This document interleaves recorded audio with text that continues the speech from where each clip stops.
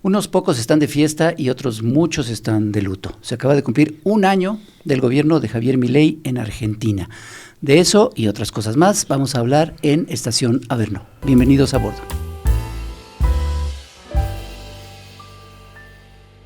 Qué feo, qué miedo escuchar a Javier Milei. ¿O cómo ves, mi querido Rapé?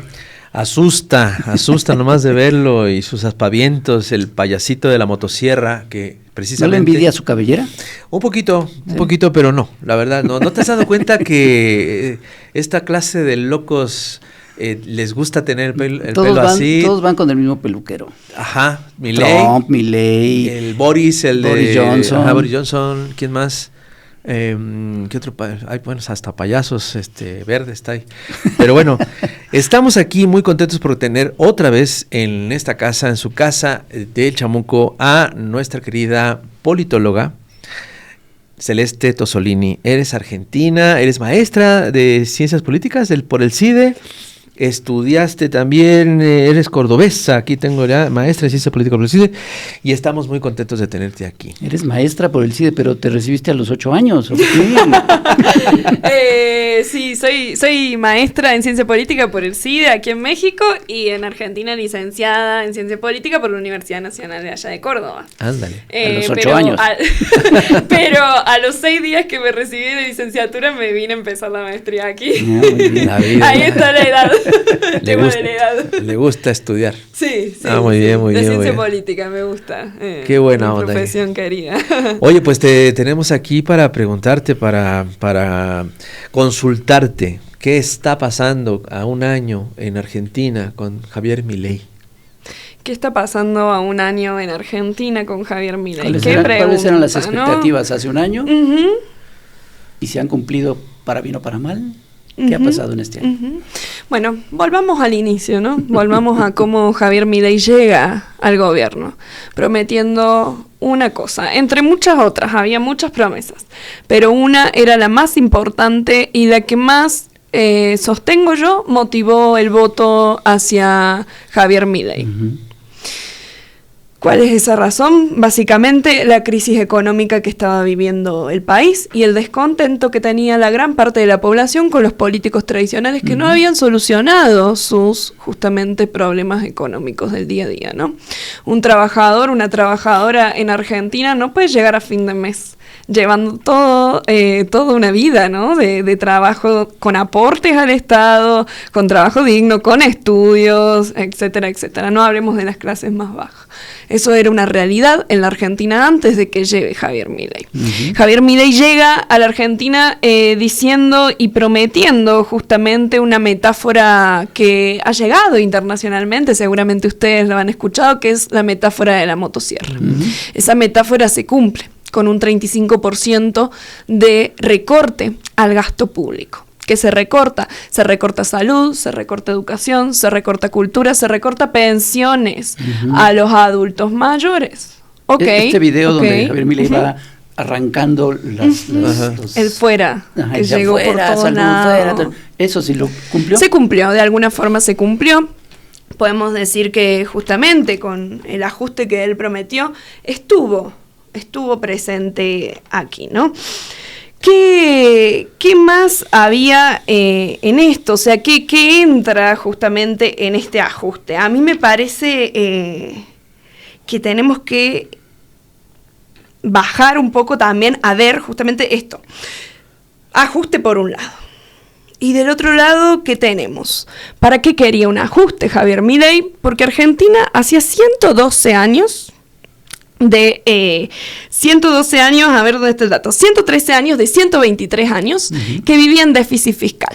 La gran promesa de Milei justamente es llegar a un superávit fiscal. ¿Qué significa el déficit fiscal? Que el Estado justamente gasta más de lo que entra. Entonces una de las promesas era acabar con el déficit fiscal recortando el Estado, ahí van las dos cosas, y justamente una tercera que va de la mano con estas cosas, que es justamente acabar con la inflación. Oye, pero, perdón, es que me vino ahorita como un símil. Eso sería como si una persona le duelen las manos o le duelen los pies y su solución es cortarse las manos y cortarse los pies, ¿no? Sí. En lugar de repararle ahí. Sí, sí, justamente la idea era cortar con todo el gasto. La narrativa que se crea para el triunfo de Milei es que el Estado era el culpable justamente de las crisis económicas que estaba viviendo la población argentina.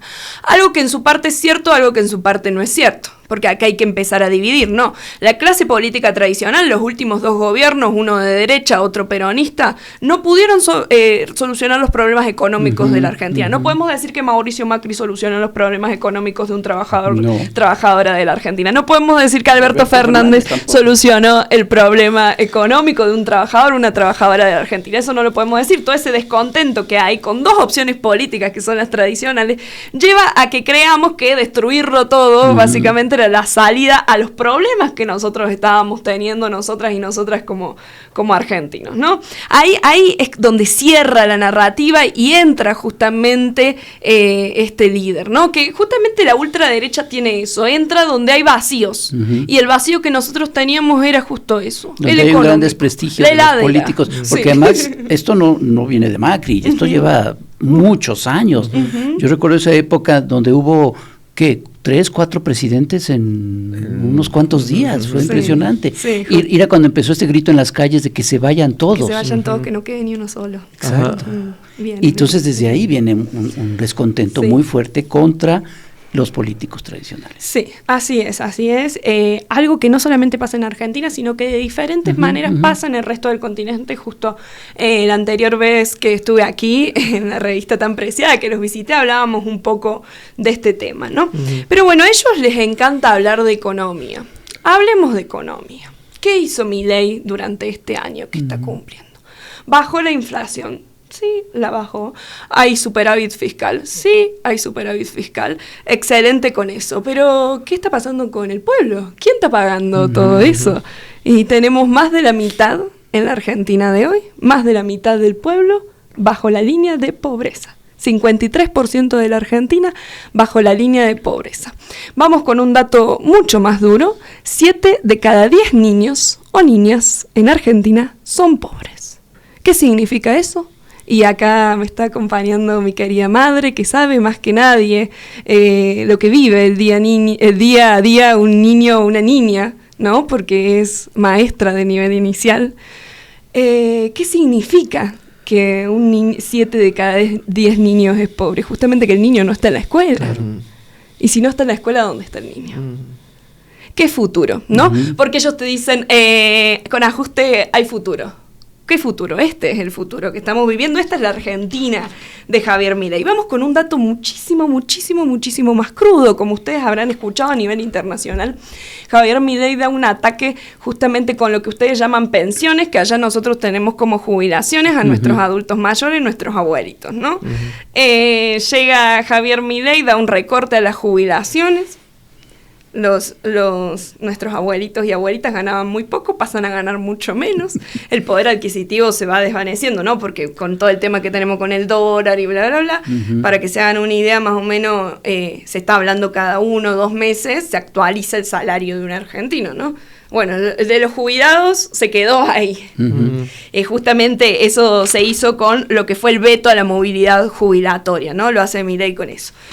Y en el segundo lugar, hace unos días se siente una noticia muy dura, que básicamente es que Javier Milei, a través del PAMI, que es la obra social que tienen nuestros abuelitos y abuelitas por parte del Estado, tenían distribución de medicamentos para los que lo necesitaban, ¿no? De manera gratuita. Se recorta eso. Hay una noticia crudísima de estas últimas semanas, que un hombre, mientras estaba esperando su medicamento, se intenta prender fuego al enterarse de que no se lo podían dar y de que había que hacer un montón de trámites, que había cambiado todo. Entonces, a ver, yo creo que lo que viene a hacer un poco esta gente con la narrativa de la economía, de mejorar la economía, de hacer grande a la Argentina, hacerla productiva, y que te dicen que ahora entró el coto y las marcas internacionales. Ok, está todo eso. A mí no me parece mal que entren las marcas internacionales en Argentina y eso, pero ¿qué está pasando del otro lado, no? hay un señor que se intenta prender fuego ante la negación de darle sus medicamentos para un tratamiento que necesita, ¿no? Entonces, yo creo que lo que está demostrando justamente este año de Javier Milei, y es lo que hay que decir bien claro, es justamente la visión conservadora de esta gente. A esta gente no le importa que los niños estén en la escuela. A esta gente no le importa que el abuelito tenga los medicamentos. A esta gente no le importa que el trabajador pueda llenar con comida, no digo con más, hablo de comida solamente, con comida de heladera para sus hijos. Y esto obviamente tiene otras implicaciones sobre, por ejemplo, clase media. Si nos ponemos un poco a pensar, ¿no? Si esto se lleva hasta el extremo, implica justamente que gente como yo, hija de trabajadora, no puede acceder a la universidad pública de la que hablábamos al inicio, no puede hacer carrera, no puede, justamente eso, ¿no? Y justamente esto es lo que desvela el año de Javier Milei, lo que pone en evidencia y lo que hay que estar justamente comunicando. ¿Qué tenemos que comunicar ahora? Esto es lo que quiere esta gente. ¿Qué tanto dato económico? Porque empezamos diciendo que la gente, los argentinas, estaban hartos de estas dos opciones que tenían, de los que llamamos políticos tradicionales. Y por eso se van por la opción de Milei. Pero realmente Milei representa una tercera opción distinta a estas dos. ¿Qué diferencias hay entre Milei y Macri, por ejemplo? O sea, si hay una diferencia entre lo que representa Milei que la derecha que ya ha gobernado varias veces en Argentina. Hay una gran hay una trampa ahí. Hay una gran discusión ahí entre los teóricos y toda la cosa de los que pensamos en la política y la sociedad y esas cosas. Hay gente que sostiene que esto es una tercera vía. Hay gente que sostiene que esto es una profundización del neoliberalismo. Yo estoy con la segunda. Yo creo que es la profundización al límite de un sistema que Macri, que conocemos muy, muy bien, que es el neoliberalismo, que justamente es una base de ideas, de valores conservador. Volviendo a lo que decía recién, a mí no me importa que tu hijo no vaya a la escuela, a mí no me importa que tu abuelito no tenga medicamentos, a mí no me importa que el trabajador no pueda comprar comida para llegar a fin de mes. Esa es la base justamente del pensamiento conservador.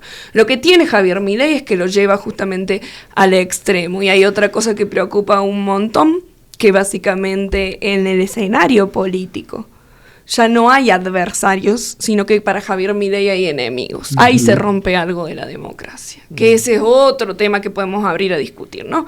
Pero en este año de gobierno hemos visto, seguramente ustedes a través de la cuenta de Twitter, porque el presidente no sabemos qué hace, pero está todo el día en Twitter, en X. Pues eso hace. Retuiteando cositas y toda la cosa. Y justamente la violencia explícita por parte de un mandatario, ¿qué hace en la sociedad, no? ¿Qué incentiva? Justamente hay algo que yo sostengo también muchísimo, de que justamente ahí se quiebra algo. Se quiebra algo cuando ya no se reconoce al otro como adversario. Sí, porque esa manera de ser de Macri, puedo entender que haya gente que se identifique con eso, con esa violencia verbal, con ese modo de pensar tan reaccionario, con esos insultos, ¿no? De llamar zurdos de mierda y demás. Lo puedo entender, pero que la mayoría en Argentina esté de acuerdo con eso. No puede ser. No, eso es justamente una línea narrativa que quiere traer Javier Milei sobre la mesa. Decir, el mundo se volvió de ultraderecha y yo soy el líder junto a acá el señor Donald Trump, miro para arriba, ¿no? No, está demostrado, justamente estaba leyendo antes de venir aquí un estudio que hacen unos politólogos que están siguiendo al votante de Milei y estudiando, no existe en Argentina un consenso autoritario, conservador. Lo que existe es descontento con lo anterior y un gran problema con la política que no ha solucionado sus problemas económicos y ha pecado, porque también ahí está la autocrítica, ha pecado de perder la bandera, una bandera que ustedes tienen muy bien conquistada, que es la bandera de la austeridad. Allá no, allá había un despilfarro, era evidente, era esta forma de creer que la política sirve para enriquecerse. Y sea de derecha o de izquierda. De derecha Yo siempre me acuerdo una cosa que me dijo nuestro colega Liniers, caricaturista argentino, que él decía, bueno, es que nosotros teníamos un presidente de derecha, votamos a la izquierda con la esperanza de acabar con esa corrupción y llega el gobernante de izquierda y es igual o peor de corrupto. Sí, había cosas que funcionaban mal. Horrible. Habían cosas que funcionaban muy mal. Sigue habiendo cosas que funcionan muy mal, pero eso no es la excusa para destruir todo, pero sí han generado esa narrativa. Y esa narrativa también está muy alimentada en las nuevas formas de comunicación, los nuevos canales, las nuevas redes sociales, que eso fue como el campo de cultivo para que los jóvenes con cero politización se fueran contra esta, por esta figura payasesca, bufona, llamativa, gritona, fantoche, o sea, híjole, eso es la poca politización, el hartazgo hacia una clase política corrupta y petulante, soberbia, presuntuosa, ¿no? Suntuosa. Híjole, pues cómo no se va a dar esto. Pero ya teniendo todo esto y ya teniendo la consecuencia, cumpliendo un año al frente del gobierno, ¿qué nos espera? Y sobre todo con este reforzamiento discursivo de que ahí viene la motosierra a calar más profundo. ¿Qué viene? ¿Qué espera? ¿Qué espera el gobierno? Que la línea de pobreza empiece a disminuir, obviamente, que la cantidad de pobres en Argentina, ese es el discurso, ¿no? Que ahora todo es para arriba. Que ya estuvo el ajuste. Ya se tocó que ahora fondo. todo, sí, que ahora todo es para arriba. Okay. Pero los argentinos y las argentinas, bueno, yo estoy joven, pero los argentinos y argentinas que tienen un par de años más que yo saben muy bien lo que significa que eso ese no va a discurso, pasar. que eso no va a suceder, ¿no? Mauricio Macri dijo algo muy parecido. Vamos a hacer un ajuste para estabilizar la economía de la Argentina y bueno, ya sabemos cómo terminó. Sí, acá durante varias décadas nos decían lo mismo. Ajá, justamente. Acá durante varias décadas les han dicho lo mismo. Que justamente con ajuste y más ajuste y más ajuste hay futuro, algo que no va a suceder. ¿Qué esperamos? ¿Qué esperamos para el año próximo? Ahora justamente como politóloga me toca estar viendo todo el tiempo la aprobación que está teniendo el gobierno. Mantiene la aprobación. Javier Milei ganó con un 53%. Y hoy sigue manteniendo una aprobación más o menos que está entre esos niveles. Significa que la mayoría de la gente, hay un núcleo ya de votante duro, ¿no? Podemos hablar ya de un núcleo de votante duro, de militante, de voceros, de vocerías a través de redes sociales, como muy bien usted decía. Pero también hay un núcleo de gente que está esperanzada en un cambio, ¿no? Y la gente y el discurso, justamente en este estudio que nombraba, que estaba leyendo, el votante de Milei dice, ok, yo no, por eso decía que la gente en Argentina no está de acuerdo con la agenda conservadora y autoritaria. O sea, yo no estoy de acuerdo con que le recorten el presupuesto al docente. Si el docente nunca ganó bien en este país, ¿cómo le van a recortar el presupuesto al docente? Yo no estoy de acuerdo que a los abuelitos les recorten los medicamentos. Yo no estoy de acuerdo con que a nuestros abuelos no le den las jubilaciones o le den menos de lo que se merecen, ¿no? Pero hay que aguantar. Hay que aguantar, hay que esperar. Nunca tuvimos, dice un testimonio de los que estaba leyendo recién, nunca tuvimos un gobierno en Argentina que llegue a campaña diciendo algo que luego cumple. Okay. Entonces yo creo que el ambiente en Argentina hay un enclave social que está roto por completo, y ese es el tema de la economía, que pasa algo muy, muy parecido arriba en Estados Unidos, ¿no? Con los descontentos con cierta clase y la salida para la ultraderecha. Y así ha pasado justamente también en otros países en donde casi gana la ultraderecha, como Chile, y también en Brasil con Bolsonaro, que sigue muy fuerte el Bolsonaro. O donde gana, como en Italia. Ajá, justamente, sí. Yo hablando como de la región, para no irnos entre el otro lado, pero también, ¿no? Oye, pero Rapé mencionaba un elemento importante que son los medios de comunicación. Se sabe que el Clarín es la empresa de medios de comunicación que ha tenido mucha influencia y que obviamente obedece a sus intereses. ¿Cuál ha sido el papel de Clarín en este primer año ¿Cuál ha sido su relación con el gobierno de Milei? El papel de Clarín ha jugado. Milei justamente aprendió a jugar eso, porque si bien llega con un 53%, no nos olvidemos que no tiene ninguna gobernación, tiene casi el 13% de representación en Senado y en diputado. Entonces me dicen ustedes, ay, ¿cómo gobierno? Bueno, siendo pragmático, haciendo acuerdos con los medios de comunicación. Yo creo que eso funciona de manera como poco visible, pero está el acuerdo, ¿no? De los monopolios con este presidente, que al principio no les gustaba mucho, pero que ahora parece que sí, ¿no? Y cómo ha gobernado también. Siempre se ponen de acuerdo. Sí, justo. Cuando él llegó al gobierno, justamente nosotros analizamos y decíamos, esto va a tener un problema de gobernabilidad, no hay manera de gobernar sin los gobernadores, no hay manera de gobernar sin los senadores, no hay manera de gobernar sin los diputados. También nos está enseñando un poco que la clase política está cambiando el sistema político de la Argentina con la llegada de este tipo, ¿no?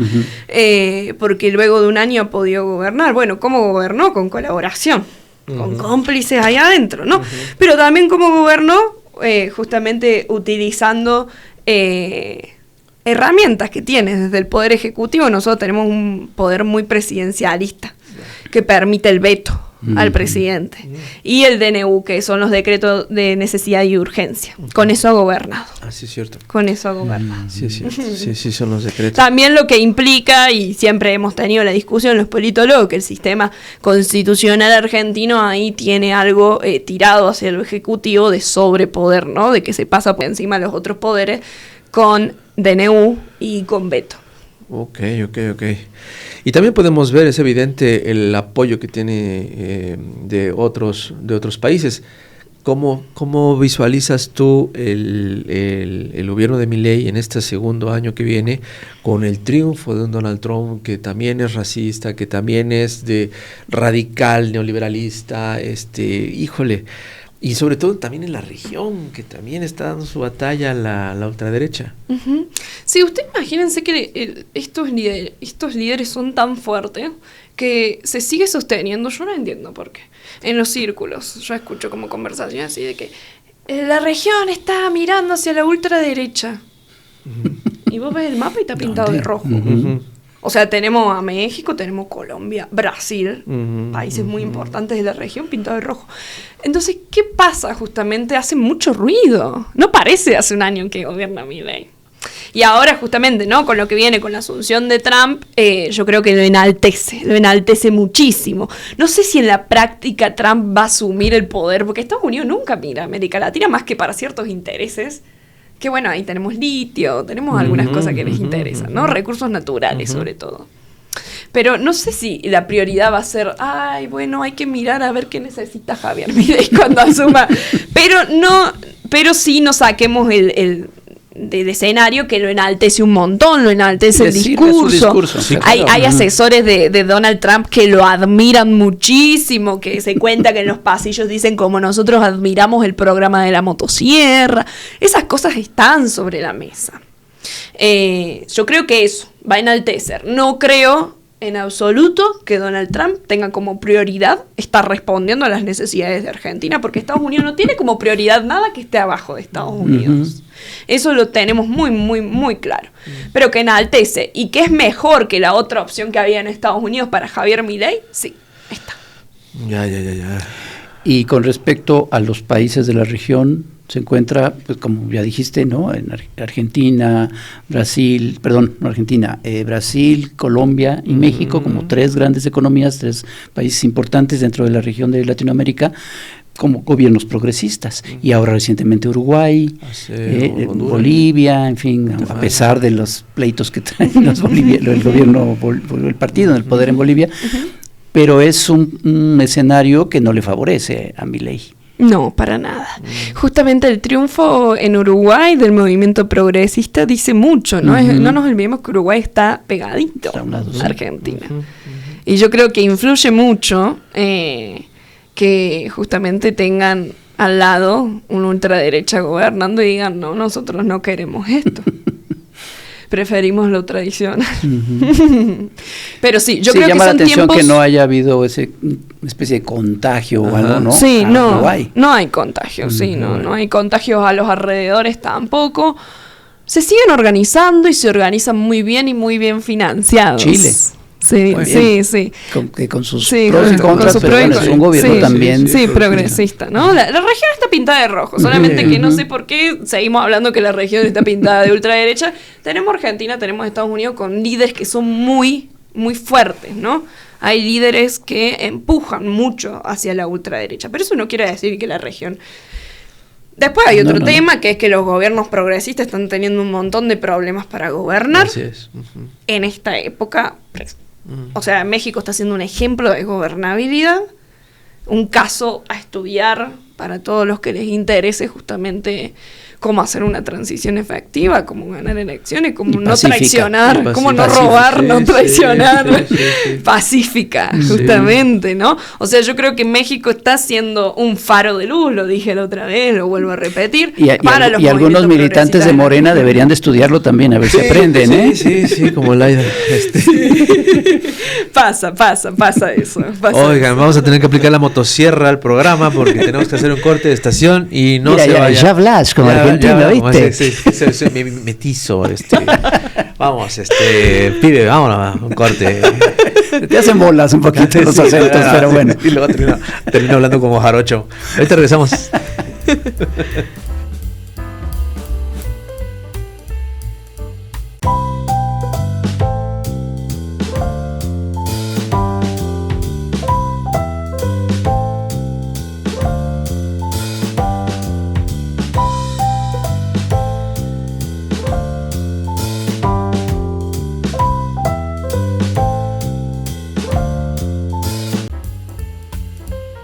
Seguimos aquí en Estación Averno platicando muy, muy a gusto con Celeste Tosolini. Muchas gracias por acompañarnos. Estábamos hablando antes del corte sobre la situación de Latinoamérica en general, sobre el escenario que se vive actualmente con un puñado de gobiernos progresistas, en donde, pues sí, Argentina, uno pensaría que se siente incómodo, pero parece que no.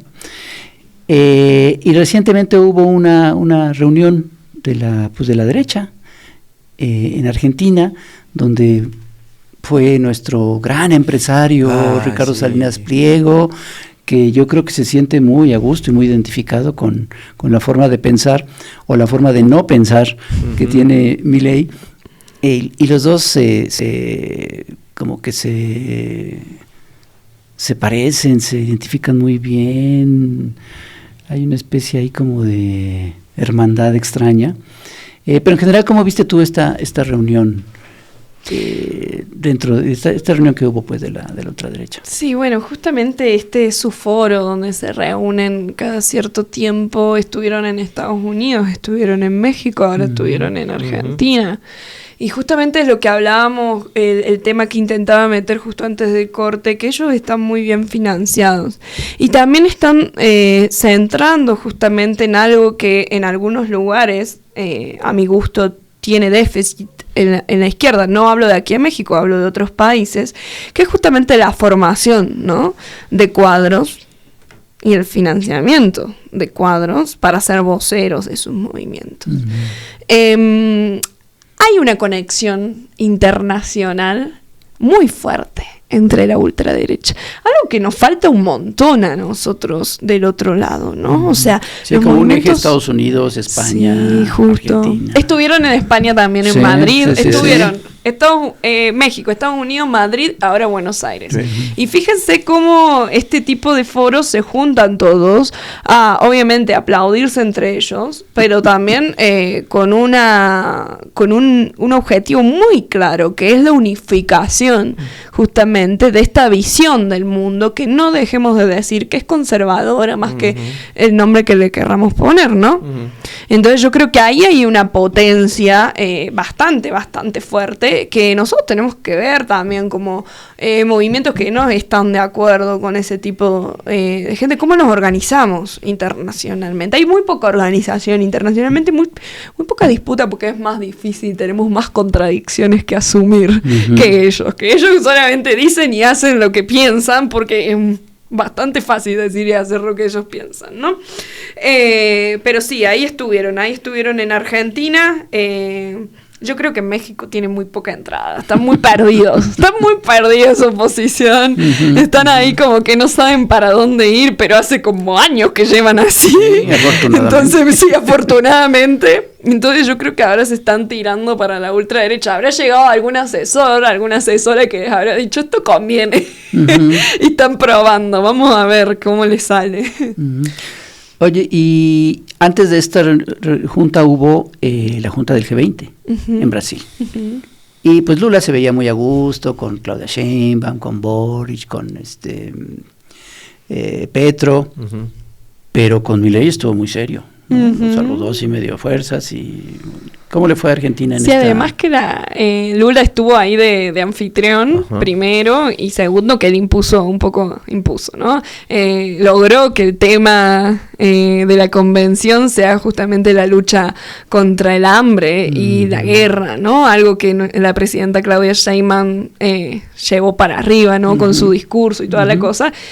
Y hablemos de un Javier Milei que con esa agenda estaba completamente en desacuerdo.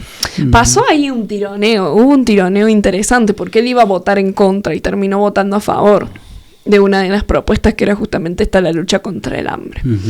Dicen que ahí hubo un trabajo justamente pragmático entre los diplomáticos para que termine votando a favor. La negociación de Lula, dicen, ¿no? Pero muy descontento se lo veía entre todos los líderes de América Latina. Vi la foto de Claudia, Lula, Petro, Boric, que estaban ahí muy felices, y no salía. Y cuando saludó a Lula se lo ve, hicieron como los cuadritos de todos sonriendo así muy feliz. Encima Lula cuando sonríe se nota mucho y... la foto con Javier Milei así duro. Y esto bienvenidos al tú no. Yo creo que estaba en un ambiente incómodo justamente por lo que se estaba debatiendo en ese ambiente, que eran agendas sumamente progresistas, si le queremos llamar así, sumamente populares, que es justamente el hambre cero, la lucha contra el hambre que trae Lula de toda su historia política, de toda su lucha, de todas sus presidencias, justamente los logros que ha tenido Lula da Silva es sacar gran porcentaje de la población brasileña de la pobreza, ¿no?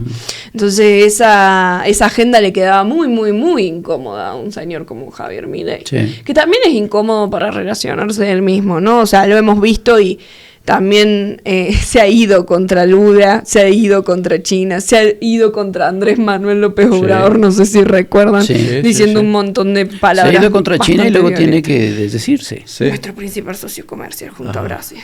Con eso te digo todo. A veces la política no se trata tampoco de estar peleándose así a los gritos con todo el mundo. No debería tratarse de eso. No debería tratarse de eso. Pero es el mismo ejemplo que te sigue de Trump, o sea, es como uno en las redes, de cristalería, gritar, amenazar, y a la hora de estar frente a frente, ya le bajan ahí 3 rayitas excepto con los que se someten a él de antemano, como fue el caso de Trudeau. Justin Trudeau, que fue patético, sigue siendo patético el asunto. Oye, está también el tema del lawfare contra Cristina Kirchner.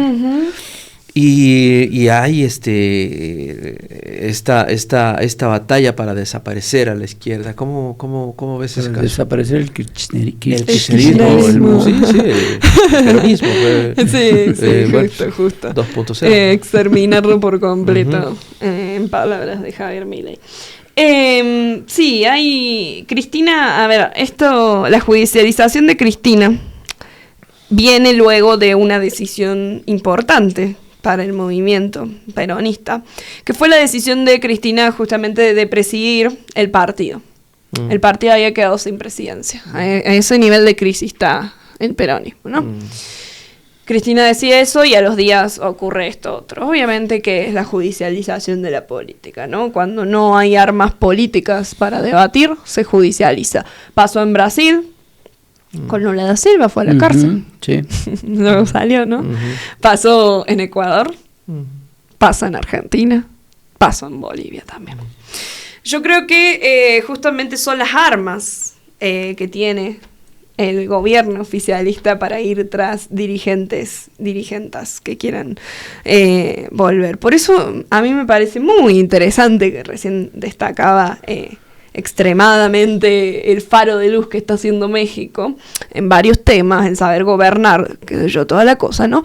Pero también hay dos cosas que ustedes tienen muy claras aquí, ¿no?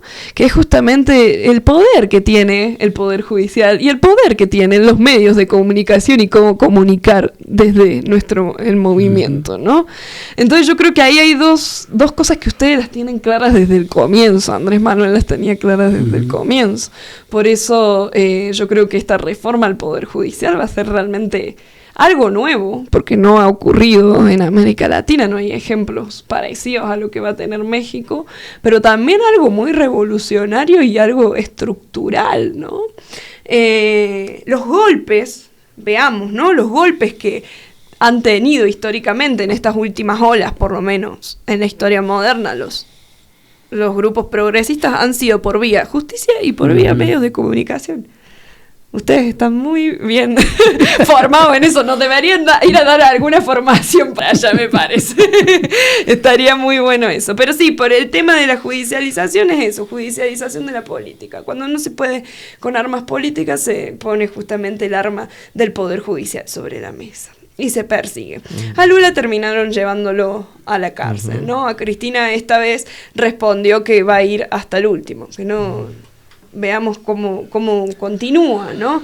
Ahora depende en qué lugar, como ustedes saben, caiga el caso y qué juez lo agarre.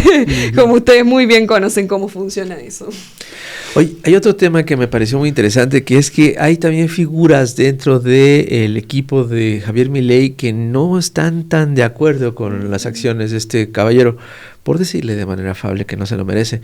Pero pasó con dos ejemplos. Tengo entendido que ni siquiera se presentó la vicepresidenta ahí en el informe. Exactamente. Esa es una interna, sí. Y la decisión que se tomó en la ONU por parte de la representante de Argentina con respecto a la situación del veto, del ¿cómo se llama? El bloqueo económico de Cuba. Después luego le echaron. Y luego lo echaron. Sí. O sea, hay desobediencia. Y sí.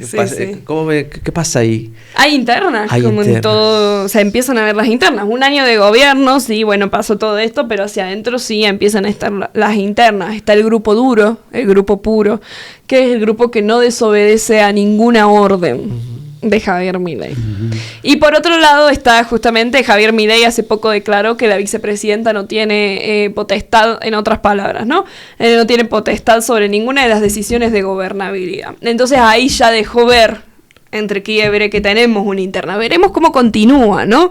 Pero entre ellos ya empieza a existir justamente la interna.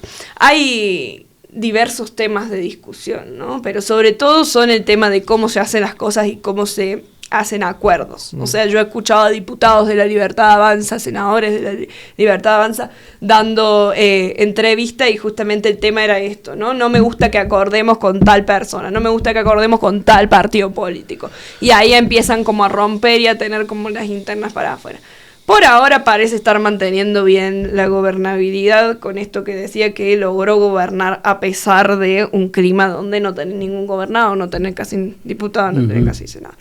Veremos cómo continúa. El primer año de gobierno es complejo, pero sabemos que también tiene un periodo de luna de miel, tiene un periodo de la gente con esperanza en el gobierno, porque Javier Milei es un gobernante que gana con mucha esperanza en el pueblo. Esperemos a ver cómo sigue. Quedan 3 años. Quedan 3 años. Oye, ¿y existen figuras en la población civil, líderes sindicales, obreros, no sé, estudiantiles, que estén dando ya, que sean figuras, que estén presentes, que estén movilizando a la gente? Sí, es que eso es importante porque, sí, la movilización. Volviendo al tema que se mencionaba del lawfare, cuando lo estabas diciendo me di cuenta que muchos de los casos son de ninguna manera, sin que sea una justificación, pero son estos personajes que ya estuvieron en el poder y que siguen con la intención de mantenerse en el poder. Cristina Kirchner, Evo Morales, claro. el mismo Lula. Así es. No hay un cambio generacional y no vemos nuevos líderes, cosa que en México López Obrador jamás tuvo la menor intención de mantenerse en el poder o de buscar después una reelección, nada. O sea, él acabó. Incluso con la oposición diciendo que iba a cambiar la Constitución para reelegirse. Todo el tiempo. Pero hay una obstinación por parte de varios líderes progresistas de mantenerse en el poder. Total acuerdo, y eso hace que... Yo creo que sí es importante esto que dice Rafael. No hay personajes que puedan ser un relevo generacional importante en la izquierda.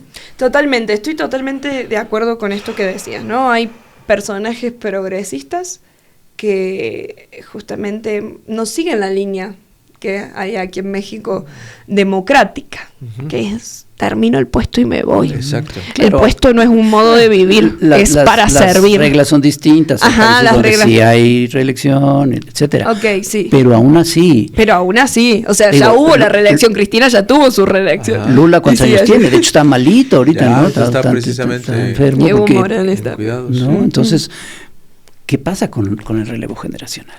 Justamente eso. Yo creo que hay una clase política absolutamente cerrada, desmovilizada.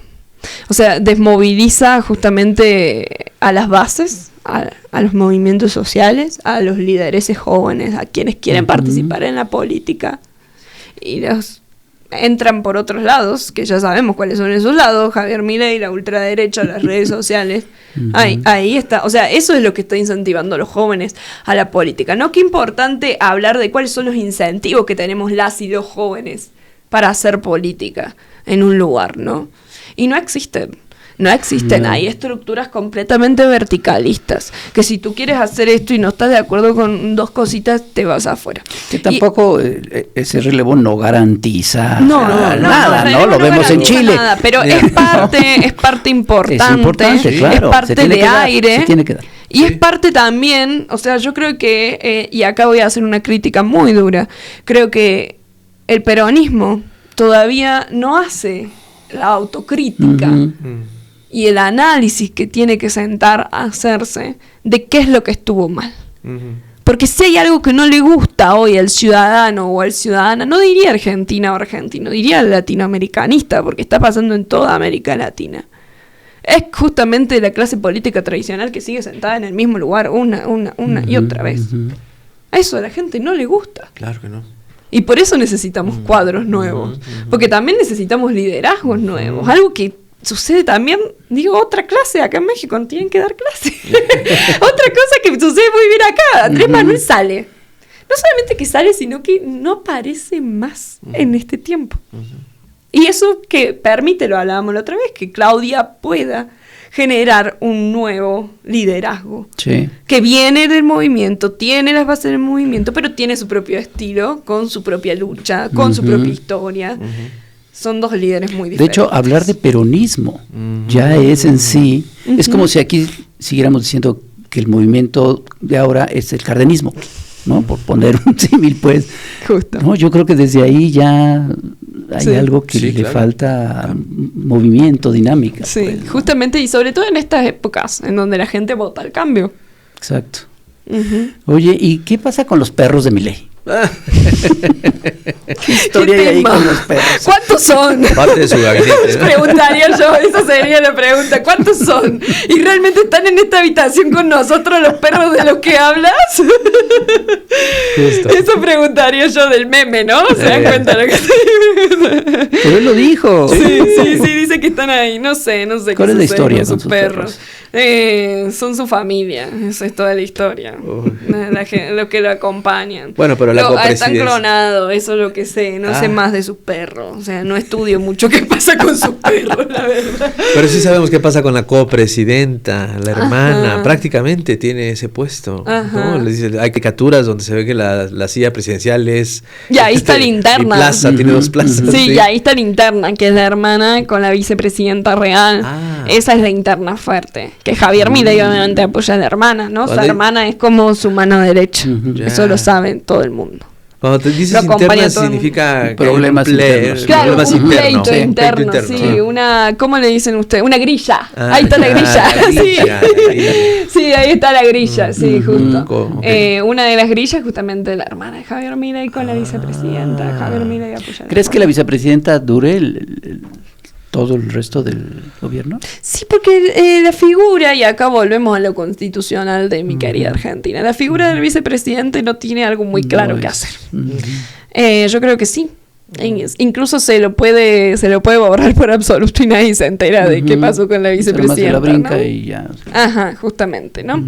El único puesto como claro, la única tarea clara que tiene un vicepresidente es asumir en caso de que el presidente le pase algún accidente o algo, ¿no? Esperemos que no suceda, ¿verdad? Que se le atore el pelo en la motosierra. Ojalá que nunca pase eso. No. Que luego la levanta mucho. Entonces, uno nunca sabe. No. Ni a Milei hay que desearle eso. No es cierto, compañeros. Es que no deseamos mal a nadie. No, al contrario, queremos que le vaya bien a Argentina, a los argentinos. Por eso a mí me preocupa mucho esto. Vemos movilizaciones en la calle de jubilados, estudiantes, obreros, pero ¿qué más se necesita? O sea, ¿cómo se puede confrontar a este gobierno, a esta figura espeluznante? Pero es que si dice Celeste que todavía hay un 50 y tantos de apoyo, porque hay mucha gente, tú te lo explicas, porque hay mucha gente que todavía mantiene esa esperanza de que puede, de que sí realmente ya se tocó fondo y ahora sí. Pero ¿qué posibilidades hay de que eso suceda? ¿Qué posibilidades hay de que eso suceda? Depende justamente de lo económico. Argentina tiene una deuda con el Fondo Monetario Internacional que viene trayendo justamente el préstamo más grande que dio el Fondo Monetario Internacional fue la Argentina durante el gobierno de Mauricio Macri. Esa deuda se arrastra hasta el día de hoy. Hay que pagarla. Alberto Fernández renegoció la deuda. A Milei le toca eso también, ¿no? Entonces, hay ahí entre la Casa Rosada, está el chisme, ¿no? De que supuestamente la asunción de Trump traía la gran alegría de que podía haber una influencia ahí para que el préstamo presten el dinero para pagar. Pero y yo yo no sé si eso puede ser cierto. Yo no creo que la política básicamente sea de amiguismos, y menos desde Estados Unidos, creo que son de intereses particulares. No, pero de intereses sí, y que Estados Unidos sepa que tener un aliado en esa parte de Latinoamérica le convenga, solamente por ahí. Sí, solamente por ahí. Hay que ver qué sucede justamente eso, ¿no? Eso es un tema clave que se viene para esta segunda época del gobierno de Javier Milei. ¿Cómo se va a pagar la deuda que tenemos con el Fondo Monetario Internacional? ¿Cómo va a seguir moviéndose el dólar? Eso determina todo lo que viene hacia adentro de la economía, que es el tema que más aqueja a la población argentina. Entonces yo creo que hay que estar muy, muy, muy atento a cómo se produce esa relación, ¿no? Una vez que asuma Trump, ¿qué es lo que sucede, no? Creo que por ahí es como lo que tenemos que seguir atentos. Por ahora sí, sigue teniendo unos niveles de aprobación muy fuertes, pero también yo creo que hay también, esto es una crítica muy dura, un déficit muy grande en cómo hacerle frente a un gobierno como tal por parte de la oposición, ¿no? No hay una oposición constituida con la que todo el mundo, toda la gente que está de otro lado esté conforme. Hay muchas internas también ahí. Entonces yo creo que ahí hay algo también que tiene que resurgir, ¿no? Veremos cuál es el tema, o sea, pensábamos que la educación iba a ser el tema, ¿no? Porque saca a muchos a la calle, a muchas y a muchos. Mueve mucho los estudiantes. Mueve muchísimo, y no lo fue, porque terminó justamente la población diciendo, y bueno, y si... creando la narrativa del gobierno, que era como, no quieren que auditemos las universidades porque no quieren ver en qué gastamos el dinero no quieren ver en qué gasta el dinero de las universidades. Entonces la narrativa terminó siendo esa, bueno, y que lo dejen auditar, ¿qué tiene? No va a desfinanciar la universidad. Y eso es lo que está sucediendo, están desfinanciando porque los sueldos están intactos y no se mueven. Y la inflación sube, y el dólar sube, y todas las cosas suben, ¿no?